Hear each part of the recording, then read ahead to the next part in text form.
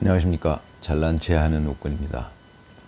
지금 시간이 오후 3시 34분 5월 24일입니다. 이제 뭐 대선이 열흘밖에 남지 않았습니다.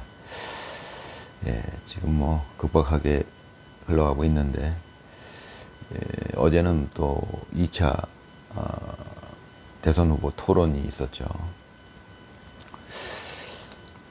저는 이제 이 시점에서 드는 생각이 처음에는 이재명 후보가 워낙 독주하니까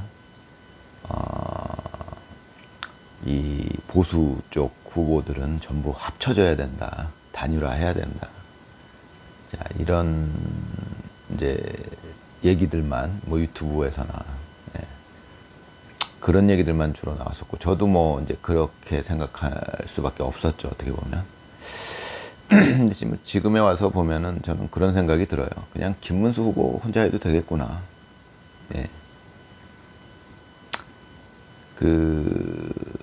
워낙에 뭐 이분은 요즘에 뭐 그 유행어도 생겼는데 뭐 파팜이라고, 뭐 파고 파도 팔수록 파면 팔수록 뭐 미담이다. 정말 그런 것 같고요. 그건 뭐 시간이 지나면 점점 지지율이 올라갈 수밖에 없다는 걸 의미하죠. 김문수 후보가 아무것도 안 하고 있어도 올라갈 겁니다, 아마. 유세를 안 해도 올라갈 거예요. 그게 점점 드러나니까요. 사람들이 자꾸 알게 되니까요. 제가 보기엔 뭐 지금 뭐 장동혁 의원 같은 사람도 그때 그 유튜브 보니까 나와서 막 목이 쉰 채로 막 열성적으로 그 지지 유세를 하던데, 제가 느껴지는 것은 그런 거였어요. 그때 그 장동혁 그 의원의 그 유세를 보면서 느껴진 것은, 이 사람이 처음엔 그 사람, 그러니까 제 느낌이었어요. 뭐 그 사람한테 물어본 것도 아니고 아는 사람도 아니지만, 하여튼 그 사람이 막 진짜 열정적으로 그 지지 유세를 할 때 느낌이 뭐였냐면, 이 사람이 김문수 후보 이제 그 자료를 찾아보다가 순간적으로 엄청 감동한 것 같았어요. 뭐 그럴 수 있잖아요, 사람이. 뭐 이런 사람이 세상에 있었지 하는 걸 갑자기 느꼈나 봐요. 제 느낌은 그랬습니다.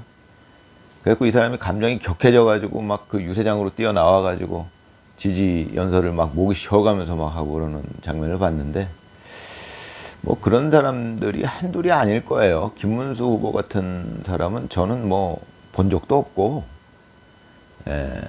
뭐 예전에 이제 김문수 후보 같은 비슷한 느낌을 줬던 분이 뭐 박정희 대통령 같은 사람들. 거의 뭐 없죠. 뭐 그런 분들은 드물죠. 드물어요, 굉장히. 근데 김문수 최근에 와서는 하도 이상한 사람들만 보다 보니까 이재명 같은 사람들. 저쪽에 그 민주당 쪽에 그 참 뭐 박찬대 의원이니, 대놓고 간신짓을 하는 거죠. 코딱지도 파주고. 참 그게 뭐 코딱지 파주는 게 참 아주 뭐 자연스러운 일인 양. 그럼 뭐 정말 말도 안 되는 그 간신짓을 하는 건데 아부를 떠는 거죠. 원래 우리 남자들은 아부 떠는 거에 대해서 뭐랄까 좀 전에도 말씀드리지만 어렸을 때부터 우리나라 분위기는 야 고추 떨어져 뭐 이런 그런 교육을 받잖아요. 그건 사내답지 못하다 이런 건데, 아부를 떠느냐. 우리나라는 좀 그 정서가 세죠. 그런데 뭐 그거에 아랑곳하지 않고 코딱지도 파주고 뭐 그게 또 뭐 마치 그냥 뭐 아주 자연스러운 뭐 그런 분위기인 것처럼, 아무렇지도 않은 것처럼, 그게 오히려 아름다운 분위기인 것처럼 이렇게 뭐 하려는 것 같았는데, 제가 보기에는 그냥 아부죠. 정말 남자답지 못하죠. 그게 뭐 하는 짓입니까, 그게. 그런 사람들이 뭐 저쪽에 뭐, 전 요번에 이제 그 윤석열 대통령의 1.23 계엄 때문에 알게 된 거죠. 저쪽 사람들의 그 요즘 말로 민낯이라고 그러죠, 민낯. 제가 말씀드리는 가면이 벗겨진 느낌. 그런 사람들 엄청 많았어요. 무슨 뭐 저 이름도 잘 기억을 못 하는데, 무슨 뭐 군장성 출신 어떤 의원은 정말 뭐 그게 그런 인간도 있고, 뭐 정말 아니 그 저기 뭐야 그 계엄 사령관 뭐 그 사람 뭐 그 국회에다가 불러다 놓고서 무슨 뭐 유튜브를 찍는데 뭐 말을 막 유도해가지고 요원을 의원으로 바꾸고 뭐 아니 그게 다 드러났는데도 헌법재판소에서 8대0으로 인용을 하고 야 정말 그런 과정을 이제 보다 보니까 그 참 신기한 일이에요. 그러면서 나라가 돌아가고 있으니 이게 참 대단한 일입니다. 제가 보기엔 역설적으로. 그러고서 그러고 있는데 그게 인용이 되고서 그러면 완전히 나라가 뒤집어져야 되는데 여전히 이재명 후보가 독주를 하고 있어요. 지지율이. 예, 참 진짜 말도 안 되는 일이죠. 제가 보기엔 이건 무슨 가상현실도 아니고 이게 뭡니까 이게 도대체. 예, 그런 상황에서 김문수 후보가 나타났으니 이게 또 비현실적인 겁니다. 어떻게 이런 분이 존재할 수 있을까? 이제 이런 생각이 들었던 것 같아요. 그 아까 말씀드렸던 그 장동혁 의원인가? 이제 그분은 예, 저도 그랬고요. 아니 뭐 이런 분이 존재하나? 또 그분의 그 부인, 뭐 저는 앞으로 영부인이 되실 것 같은데 설란영 여사, 뭐 유경수 여사의 버금가는 그런 이제 인품을 갖고 계시고 또 그동안 살아오신 뭐 삶의 궤적이나 뭐 이런 것들이 예, 정말 뭐 존경스럽지 않을 수 없죠. 비현실적이에요, 거의. 또 그 따님, 예, 또 사위, 예, 사회복지사. 야, 사회복지사. 저는 개인적으로 사회복지사들이 의사들보다는 더 존경받는 사회가 돼야 된다고 생각합니다. 전 개인적인 생각이에요. 의사들이 지금 존경을 받으려면, 예, 의사들은 존경받을 만하죠. 그런데 문제는 의사들이 존경을 받으려면 지금 김문수 후보처럼 재산이 거의 없어야 돼요. 그래야 그게 진정한 의사죠. 뭘 그렇게 재산이 많아요, 의사들이. 이상한 거 아니에요, 그거. 의사들이 그렇게 재산이 많다는 건 이상한 거예요. 그러면서 존경을 받아요? 그거는 이상합니다, 제가 보기에는. 예, 의사들 당연히 존경받아야죠. 그 대신 그러면 정치인들도 만약 김문수 후보처럼 다 잘하고 있으면 존경받아야죠. 당연히 존경받아야죠. 그런데 그러지 못하고 있으니까 욕을 먹는 거 아니겠습니까, 정치인들이. 맨 지 배불릴 생각이나 하고. 뭐 저 이재명 후보는 뭐 그 대장동이니 뭐니 그거 해가지고 그 부정적으로 생긴 돈을 갖다가 그냥 그거를 다시 정치에 쏟아 부어가지고 뭐 아는 사람 뭐 차명 계좌에 넣었든지 어떻게 했던지 뭐 그랬겠죠. 그건 뻔한 거죠. 뭐 그냥 나이 좀 있으면 아는 거죠. 그럼 뭐 자기 재산으로 안 해놨겠지만 어디 뭐 누구 뭐 다 그 비슷한 그 똘마니들한테 나눠줘가지고 그거 갖고 있다가 나중에 또 정치 자금으로 쓰고 뭐 이게 뭡니까? 그렇게 하니까는 정치인들이 존경을 못 받는데 굉장히 욕을 먹죠, 정치인들이.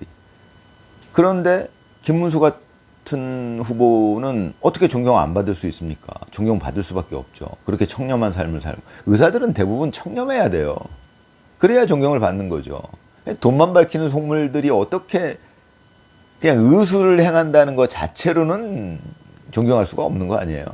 네, 그분들이 진정성을 가지고 환자를 위하는 마음으로 김문수 후보 같은 마음으로 김문수 후보가 어려운 사람들을 진정성 있는 마음으로 위하듯이 의사들은 환자들을 그렇게 위해야 됩니다.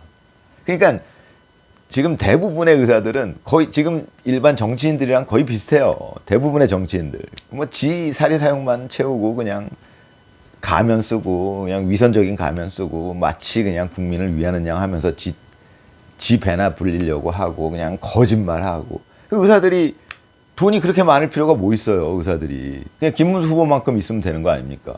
그럼 또 지 새끼는 또 의사 시키려고 그러고. 그래갖고 전부 뭐 또 저 타워 팰리스 살고 뭐 의사들이 뭐 전부 그 강남에 뭐 비싼 아파트 살고. 그거 왜 그래야 됩니까? 김문수 후보처럼 살면 되죠. 김문수 후보는요, 그냥 뭐 적당히 살만한 데 사는 거잖아요. 예, 사람이 살만한데 그만하면 충분하지 뭐. 그렇다고 뭐 옛날처럼 뭐 아주 뭐 단칸방에 살 필요는 없잖아요. 지금 우리나라가 잘 살게 됐으니까. 우리나라 상황에 맞춰서 그냥 살만한데 한 두 부부가 뭐 한 20평 남짓 되는데 살면 충분하죠. 의사들 그래야죠. 뭔 타워 팰리스에 살아요, 의사들이. 왜? 그 이상한 짓이죠. 그러면 제가 이제 예전에 몇 개월 전 영상에서도 말씀드렸지만 의사들은 뭐 의사들도 자본주의 사회에서 돈을 쫓을 수 있어요. 그 대신 그때는 존경받으려는 욕심은 버려야죠.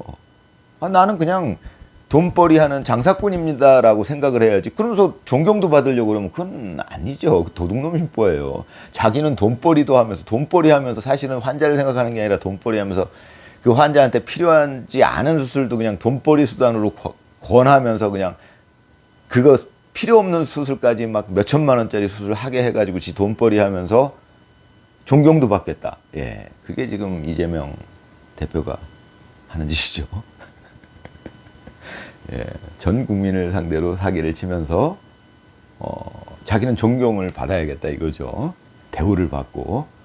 예, 참 그런 사람들이 난무하는 이 가운데 윤석열 대통령의 그 1.23 계엄 덕분에 이제 그 많지 않은 숫자의 진정한 그 애국자들이 이렇게 얼굴이 드러나고 있어요. 전부 그냥 가면들이 다 녹아내리고 있는 가운데 이제 얼굴 본 모습이 다른 사람들은 이제 얼굴이 다 추해졌어요. 저는 이재명도 예전에는 뭐 다 똑같이 가면 쓰고 있으니까 좋은 사람이겠지 했죠. 근데 지금 뭐 그 가면이 다 벗겨지고 나니까 정말 어떻게 보면 추악하게 보이죠. 아, 사람이 참 진짜 얼굴 보고 있으면 정말 짜증이. 그 유튜브 동영상 같은 거 이제 자주 보게 되면 이재명 얼굴이 자주 나오니까 뭐 토론회 같은 걸 보다 봐도 이번에 토론회 보다 보니까 그 뭐 표정 자체가 그 사람이 참 진짜 그냥 보기 싫어요. 그냥 추하다는 게 그런 거 아니에요. 보기 싫다는 거잖아요. 이게 뭐 징그럽고 막 이렇게 보기 싫은 거 혐오스럽고 막 그런 느낌이잖아요. 이재명 그 후보가 그 대선 토론에서 짓는 표정들 막 약간 옛날 말로 그 시쳇말로 실실 쪼개면서 막 보기 싫은 그런 느낌 있죠. 왜? 진정성이라고는 진짜 찾아볼 수도 없고 뭐 이런 느낌. 진짜 그런 와중에 이제 김문수 후보 같은 분이 나타났다는 거는 뭐 저는 아까 말씀드린 장동혁 의원의 심정을 이해할 수 있을 것 같아요. 이게 너무 흥분된 거예요, 그분이. 내가 보기에. 네, 제 착각일지 몰라도. 그래갖고 막 그걸 못 참고 그냥 그 가슴에서 막 그런 게 벅차오르니까 막 밖으로 뛰어나와가지고 그냥 지지연설하고 뭐 그랬던 걸로 저는 봤거든요. 그런 느낌이었어요. 나경원 의원도 말씀드렸지만 나경원 의원도 그 느낌이겠죠. 아니 지금 이제 나경원 의원은 그런 얘기도 했는데 아니 우리가 상품을 판다고 치면은 우리 당에서 지금 그 대선 후보로 이제 뽑힌 사람이 김문수인데 만약에 나경원 의원 입장에서 김문수 후보가 아니라 한동훈이 만약에 뽑혔다라고 생각해 봅시다. 그럼 한동훈 후보를 지지 유세를 해야 되는데 그 정도 신이 안 난다는 거예요. 그거는 그냥 나경원 의원의 표현에 의하면 상품을 파는 건데 아니 내가 팔 상품이 정말 내가 생각하기에도 너무 가격 대비 성능이 너무 좋아가지고 이건 정말 꼭 사세요라고 이제 진심으로 이렇게 권해드리고 싶은 그런 상품이어야 된다 이런 뜻이죠. 근데 상품이 후지면 이게 내가 영업하는 사람으로서 팔긴 팔아야 되는데 내 양심에도 찔리고 이 신이 안 나죠 파는데 뭐 내가 하는 말마다 좀 가슴에 양심에 가책이 느껴질 거 아니야. 이게 사실 상품이 좀 하자가 있는데 하자가 있는 상품을 이제 내가 영업을 해서 팔아야 된다면 내가 하자 있는 걸 뻔히 아는데 그걸 팔려면 나도 거짓말쟁이가 되는 거고 약간 사기치는 느낌이 들잖아요. 그럼 자기 스스로는 아니까 그 가책이 느껴지니까 이게 신이 안 나죠. 그냥 의무감에서 하긴 하는데 그런 데에 대해서 이제 별로 그렇게 가책 없이 잘하는 사람들도 있어요. 그런 사람들 저는 별로 좋아하지 않습니다. 그런 사람들이 많이 지금 모여 있는 곳이 민주당이죠. 지금 민주당에서 팔고 있는 상품이라는 것은 이재명이라는 대선 후보인데 정말 저 같으면 못 팔아요. 그거 양심에 가책이 있어서 저는 그 회사 관둬요. 그거 못 팔아요. 그거 어떻게 팔아요? 그거 이제 많이 팔면은 회사에서 돈도 많이 주고 그러니까 나는 팔아야겠다. 뭐 이제 이러고서 다 모여 있는 사람들이 민주당 사람들인데 야 정말 양심에 가책이 없는 사람들이죠. 어떻게 이재명 후보 같은 상품을 팔 수가 있어요. 그러니까 나경원 의원 같은 경우도 저랑 비슷할 거예요. 이제 그쪽에서 만약에 자기가 상황이 어떻게 돼갖고 민주당 쪽에서 만약에 그 이재명 후보 같은 사람을 지지 연설을 해야 된다 그러면 그만뒀을 거예요. 아마 그런 사람들 많겠죠. 이건 난 못하겠다. 그게 이제 양심적인 사람들이고요. 그런 사람들이 정치를 해야 되는 것 같고. 아무튼 아까 하다만 얘기 중에 그 김문수 후보의 그 따님, 외동딸. 아유, 사회복지사. 정말 그 따님이 이렇게 영상에서 이렇게 뭐 인사하는 거를 봤는데, 국민 여러분 뭐 감사합니다 뭐 이런 이제 얘기였는데, 너무 이뻐 보이죠. 예, 그렇게 이뻐 보이는 거는 그 연예인들이 막 이렇게 막 춤 잘 추고 뭐 잘 꾸미고 뭐 정말 몸매 좋고 얼굴 예쁘고 성형수술하고 막 그래갖고 꾸미고 나와서 이쁜 그 느낌이랑 좀 다르더라고요. 수수한 얼굴에 그 마음이 너무 예뻐 보이는 거죠. 예, 그런 김문수 후보나 설련영 여사의 그 마음을 그대로 따님이 이어받았구나. 뭐 유전적으로도 그렇겠지만 교육적으로도 그렇게 교육을 받았을 것이고, 그런 것들이 이어져서 또 그분이, 그 따님이 또 그런 유유상종이라고 끼리끼리 만난다고 또 그런 이제 사위를 얻었어요. 그 내 가족을 보고 있으면 유튜브 때문에 이제 좀씩 보게 됐는데, 야, 정말 마음이 풍요로워지는 느낌이죠. 저런 사람들로 가득 찬 사회가 돼야 되겠다, 우리나라가. 네, 그런 생각을 합니다. 지금의 의사들은 그런 가정을 모델로 삼아야지. 타워 팰리스에 살면 뭐합니까? 돈을 가지고 있으면 뭐합니까? 여전히 불행한데, 내 새끼가 또 요번에 시험을 못 봐가지고 의대 시험을 봤는데 또 떨어졌어. 그럼 또 집안 분위기 난리 나고. 그게 뭡니까 도대체? 그래갖고 무슨 행복이 있습니까? 제가 이제 전편에서도 말씀드렸지만, 우리나라는 이제 그 절대 빈곤이 해결됐으니까, 이제 그 관심을 가져야 될 부분은 어떻게 국민의 행복도가 올라갈 것이냐에 대해서 전부 머리를 맞대야 될 거라고 생각해요. 어떻게 하면 국민들이 좀 더 행복하게 살 수 있느냐. 근데 그 중에 제가 생각하는 가장 중요한 거는, 일단 이웃끼리 소통이 있어야 돼요. 이거 뭐 맨날 이 유튜브 뭐 이런 거, 이 SNS가 아니라 실질적인 옛날처럼 소통이 있어야 되는데, 그러려면 이제 좀 오래 걸리겠죠. 그렇지만 이제 단계적으로 지금 지어지는 아파트들은 뭐 전부 배타적이에요. 뭐 외부인들이 들어올 수도 없게 하고, 지들끼리는 안에서 자전거 타면서, 어떤 데는 뭐 다 그렇지는 않지만 어떤 데는 자전거도 남의 자전거는 못 들어오게 하고, 그런 분위기로 살면 안 된다는 거죠. 뭐 그게 아파트든, 지금 뭐 강남에 아파트를 갖고 있으면 그래도 대충 좀 그래도 부자 소리를 들을만 하잖아요. 뭐 썩 부자는 아니더라도 일단 뭐 기본적으로 한 50억씩 가니까 뭐 100억 가는 것도 있고, 그러면은 뭐 일반 서민들보다는 이제 부유하니까 그런 사람들이 좀 더 개방을 하고, 뭐 자기네 아파트 단지다 그러면 외부인이 올 수 있죠. 그럼 경비원은 왜 둡니까? 그러면 외부인이 와서 뭐 물론 이제 뭐 소란도 일어날 수 있고 뭐 좀 이렇게 불편한 일이 생길 수 있지만, 그 정도는 감수해야죠. 그래서 이제 자꾸 마음을 열고 좀 더 자기들보다 좀 더 가난한 사람들이랑 먼저 손을 내밀고 먼저 이렇게 친하게 지내려고 하고, 그런 분위기들이 앞으로 만들어져야 될 것이다 생각하는데, 제가 보기엔 뭐 김문수 후보 그 가족의 존재 자체가, 대통령이 만약 된다면 이제 뭐 온 국민이 뭐 그걸 롤 모델 삼지 않을 수가 없을 것 같아요. 그래서 제가 이제 그래서 말씀드리는 게, 김문수 후보가 그 역할을 해낼 사람이 아니냐. 이제 박정희 대통령이 하늘이 점지해줘서, 이제 제 생각에 하늘이 점지해줘서 이제 우리나라의 절대 빈곤을 해결하셨으니까, 또 우리 국민이 다 이제 박정희 대통령의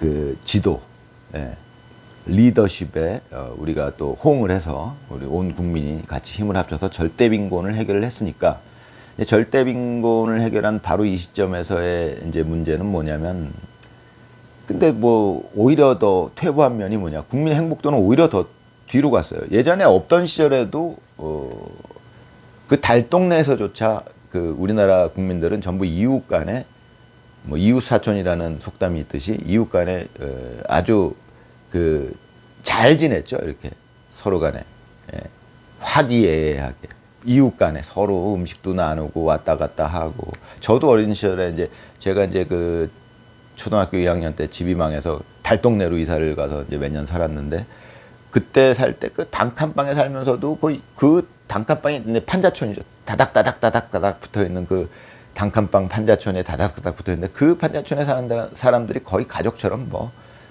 남의 방에 왔다 갔다 놀러 왔다. 저도 그냥 어리니까 또 더군다나 뭐 그 주인집 방에 가서 TV도 보고, 뭐 그냥 너나 할 거 없이 그냥 서로 음식도 나누고 김장할 땐 다 같이 모여서 하고.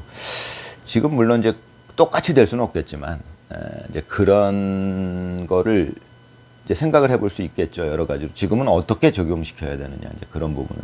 지금처럼 아파트를 전부 그냥 물론 프라이버시 중요하지만 전부 꽉꽉 막아놓고 이웃에 누가 있는지도 모르고 더군다나 타지 사람들은 들어오지도 못하게 하고 자기들은 뭐 배달의 민족이나 이런 거 시켜 먹으면서 그거 시켜 먹는 사람들은 저기 화물차 타고 화물칸 타고 엘리베이터 타고 올라와라. 그게 타워 팰리스가 그러고 있거든요.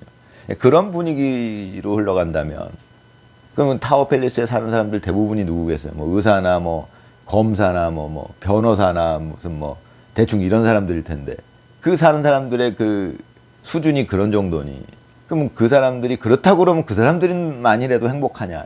제가 보기엔 그건 아닙니다. 뭐 서로 또 지보다 더 많은 사람들 또 질투하고 시기하고 또 그것 때문에 야 내 새끼한테 야 너는 왜 이거밖에 못하냐 그래갖고 우리가 언제 또 저 위로 올라가느냐 지금은 뭐 우리 재산이 한 100억 있는데 우리도 빨리 1000억이 돼야 돼 1000억대 재산이 가져야 될 거 아니냐 그게 이제 일종의 그 부작용인데 우리가 이제 절대인 빈곤을 해결하다 보니까 생긴 부작용인데 그것도 또 이제 슬기롭게 해결할 수 있다라고 저는 보는데 거기에 또 이제 그 리더로 나타난 분이 제가 보기엔 김문수 대통령 후보가 아닌가. 그분이 보여주는 삶 자체가 그 보여주는 그 가정. 그냥 옛말에 수신제가 치국평천하라는 말이 있었는데 먼저 몸을 닦고 그 다음에 가족을 잘 이제 이렇게 분위기를 만들어 줘야 된다 이런 거죠. 가족을 잘 이끌어야 돼 가정을. 정말 김문수 후보 부부만큼 김문수 후보만큼 가정을 잘 이끈 분이 있을까? 그렇게 사는 곳이 문제가 사는 곳은 너무 못 살 필요도 없고 지금 우리나라는 잘 사니까 그냥 적당히 서민들이 사는 곳에 살면 되면 살만한 곳에 그렇게 뭐 쓸데없이 뭐 몇십 평 두 부부가 살면서 그냥 50평 60평에 살 필요가 없죠. 그런 분이 그 가족이 그 사위 부부랑 그 김문수 후보와의 관계가 이렇게 언뜻 느껴지죠. 너무 정말 사랑스럽고 그 좋은 이제 저런 가정이 돼야 된다. 우리나라 사람들의 가정 내가 어떤 가정을 롤 모델 표본으로 삼아서 어떤 가정을 꾸려야 될 것인가 할 때 제가 보기엔 가장 모범이 되는 사례라고 봅니다. 뭐 너도 의사 되라. 너 의사 요번 시험에도 떨어졌냐. 내가 의사인데 애비가 의사인데 너는 뭐 그러면 요리사 되면 나는 부끄럽지 않냐 창피하지 않냐. 이런 가정은 제가 보기엔 옛날로 치면 상놈의 가정입니다. 상놈들이 돈을 벌면 그렇게 될 수가 있죠. 김문수 후보 같은 분이 정말 양반이죠. 정신적인 양반. 뭐 지금은 신분제도가 없어졌으니까. 그러니까 정신적으로, 비유적으로.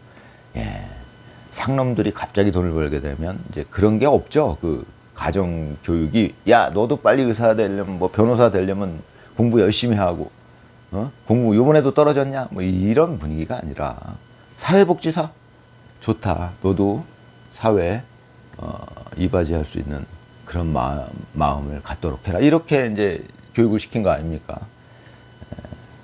아무튼 그렇습니다. 뭐 얘기만 시작하면 자꾸 길어져서 이 영상이 또 오늘 23분이 제가 20분 안짝으로 찍으려고 하는데 즐거운 주말 보내시기 바랍니다. 감사합니다.